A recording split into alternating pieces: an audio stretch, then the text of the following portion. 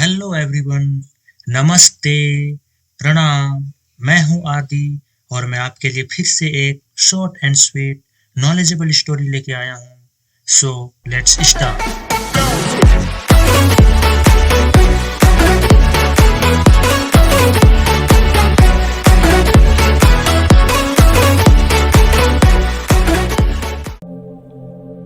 आज के कहानी का शीर्षक है काल का इशारा। एक चतुर व्यक्ति को काल से बहुत डर लगता था। एक चतुर व्यक्ति को काल से बहुत डर लगता था। एक दिन उसे चतुराई सूझी और काल को अपना मित्र बना लिया। उसने अपने मित्र काल से कहा, मित्र, तुम किसी को भी नहीं छोड़ते हो, किसी दिन मुझे भी गाल में धर लोगे। काल ने कहा, यह मृत्यु लोक है, जो आया है उसे मरना ही है। सृष्टि का यह शाश्वत नियम है, इसलिए मैं मजबूर हूँ। पर तुम मित्र हो, इसलिए मैं जितनी सहायता कर सकता हूँ करूँगा। मुझसे क्या आशा रखते हो, साफ साफ कहो। व्यक्ति ने कहा, मित्र, मैं इतना ही चाहता हूँ कि आप मुझे अपने लोक ले जाने से कुछ दिन पहले एक पत्र अवश्य लिख देना, ताकि मैं अपने बाल बच्चों को कारोबार की सभी बातें अच्छी तरह से समझा दूँ और स्वयं भी भगवान भजन में लग जाऊँ। काल ने प्रेम से कहा, यह कौन सी बड़ी बात है। मैं एक नहीं, आपको 4 पत्र भेज दूंगा। चिंता मत करो, चारों पत्रों के बीच समय भी अच्छा खासा दूंगा, ताकि तुम सचेत होकर अपना काम निपटा लो। मनुष्य बड़ा प्रसन्न हुआ। सोचने लगा कि आज से मेरे मन में काल का भय भी निकल गया। मैं जाने से पूर्व अपने सभी कार्य पूर्ण करके जाऊंगा, तो देवता भी मेरा स्वागत करेंगे। दिन बीतते गए, आखिर मृत्यु की घड़ी आ पहुंची। काल अपने दूतों सहित उसके समीप आकर बोला, मित्र, अब समय पूरा हुआ, मेरे साथ चलिए। मैं सत्यता और दृढ़ता पूर्वक अपने स्वामी की आज्ञा का पालन करते हुए एक क्षण भी तुम्हें और यहाँ नहीं छोड़ूंगा।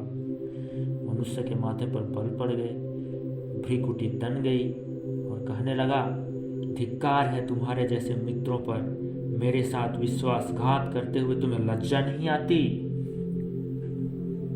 तुमने मुझे वचन दिया था कि लेने आने से पहले पत्र लिखूंगा। मुझे बड़ा दुख है कि तुम बिना किसी सूचना के अचानक दूतों सहित मेरे ऊपर चढ़ आए। मित्रता तो दूर रही, तुमने अपने वचनों को भी नहीं निभाया। काल हंसा और बोला, मित्र, इतना झूठ तो न बोलो। मेरे सामने ही मुझे झूठा सिद्ध कर रहे हो। मैंने आपको एक नहीं 4 पत्र भेजे, आपने एक भी उत्तर नहीं दिया। मनुष्य ने चौंक कर पूछा, कौन से पत्र? कोई प्रमाण है? मुझे पत्र प्राप्त होने की कोई डाक रसीद आपके पास है तो दिखाओ। काल ने कहा, मित्र, घबराओ नहीं, मेरे 4 पत्र इस समय आपके पास मौजूद है। मेरा पहला पत्र आपके सिर पर चढ़कर बोला, आपके काले सुंदर बालों को पकड़कर उन्हें सफ़ेद कर दिया और यह भी कहा कि सावधान हो जाओ, जो करना है कर डालो। नाम, बड़ाई और धन संग्रह के झंझटों को छोड़कर भजन में लग जाओ। पर मेरे पत्र का आपके ऊपर जरा भी असर नहीं हुआ। बनावटी रंग लगाकर आपने अपने बालों को फिर से काला कर लिया और पुनः जवान बनने के सपने में खो गए। आज तक मेरे श्वेत अक्षर आपके सिर पर लिखे हुए हैं। कुछ दिन बाद मैंने दूसरा पत्र आपके नेत्रों के प्रति भेजा। नेत्रों की ज्योति मंद होने लगी। फिर भी आंखों पर मोटे शीशे चढ़ाकर आप जगत को देखने का प्रयत्न करने लगे। 2 मिनट भी संसार की ओर से आंखें बंद करके ज्योति स्वरूप प्रभु का ध्यान मन में नहीं किया। इतने पर भी सावधान नहीं हुए तो मुझे आपकी दीन दशा पर बहुत तरस आया और मित्रता के नाते मैंने तीसरा पत्र भी भेजा। इस पत्र ने आपके दांतों को छुआ, हिलाया और तोड़ दिया। आपने इस पत्र का भी जवाब न दिया, बल्कि नकली दांत लगवाए और जबरदस्ती संसार के भौतिक पदार्थों का स्वाद लेने लगे। मुझे बहुत दुख हुआ कि मैं सदा इसके भले की सोचता हूँ और यह हर बार एक नया बनावटी रास्ता अपनाने को तैयार रहता है। अपने अंतिम पत्र के रूप में मैंने रोग, क्लेश तथा पीड़ाओं को भेजा, परंतु आपने अहंकारवश सब अनसुना कर दिया। जब मनुष्य ने काल के भेजे हुए पत्रों को समझा तो फूट फूट कर रोने लगा और अपने विपरीत कर्मों का पश्चाताप करने लगा।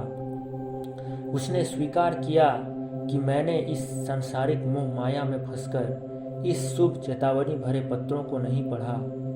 मैं सदा यही सोचता रहा कि कल से भगवान का भजन करूंगा, अपनी कमाई अच्छे शुभ कार्यों में लगाऊंगा, पर वह कल नहीं आया। काल ने कहा, आज तक तुमने जो कुछ भी किया, राग द्वेष, स्वार्थ और भोगों के लिए किया, जानबूझकर ईश्वरीय नियमों को तोड़कर जो काम करता है वह क्षमा के योग्य नहीं है। मनुष्य को जब अपनी बातों से काम बनता नजर नहीं आया तो उसने काल को करोड़ों की संपत्ति का लोभ दिखाया।